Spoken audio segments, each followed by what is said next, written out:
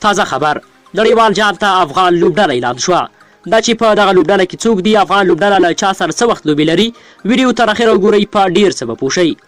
خوږو ناظرینو مینهوالو السلام علیکم. یوې بلې ویډیو ته درته ښه راغلاست وایم.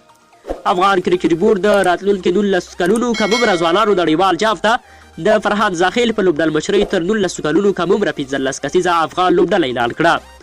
د افغانستان کرکټ بورډ ویان فرید هوتاک نن یکشنبه د لیندۍ پر 18 امریکا غږ ته وویل چې افغان لوبډله د غوروي کمیټې لخوا د لوبغاړو لیاقت او وړتیا ته په کتو غوره شوې ده. د یو ورځنیو لوبو دغه نړیوال جام په سویلي افریقا کې ترسره کیږي.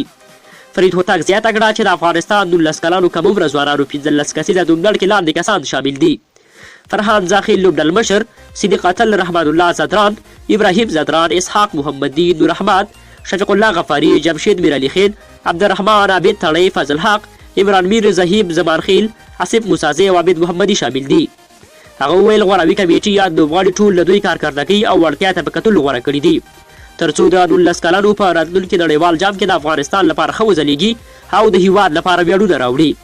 نوموړي زیاته کړه چې سمیع سالارزی، مجید علام، عارف خان، اسلام زازی او احسان مندوزی د احتیاطي یا ریزرف لوبغاړو په توګه غوره شوي دي. تر څو کوم لوبغاړی چې زخمي کیږي یا له لوبډلې ډراپ کیږي، د هغه پر ځای به دغه لوبغاړی اخیستل کیږي. هغه وویل چې د 19 کلنو کم عمره ځوانانو نړیوال جام د 2020 کال د جنورۍ په 18 نیټه په سویلي افریقا کې پیلیږي چې د فبرورۍ تر 9 نیټې پورې به دوام ولري. د افغانستان د کرکټ بورډ د معلوماتو له مخې افغان لوبډله په ډي ګروپ کې شامله ده چې په دغه ګروپ کې به د جنورۍ په 18 نیټه له سویلي افریقا سره، د جنورۍ په 22 نیټه د متحده عربي اماراتو خلاف او د جنورۍ په 24 نیټه له کاناډا لوبډلې سره مخامخ شي.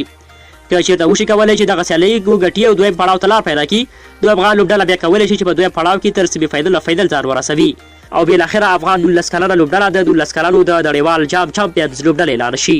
ډېره مننه. که ویډیو مو خوښه شوې وي لایک یې کړئ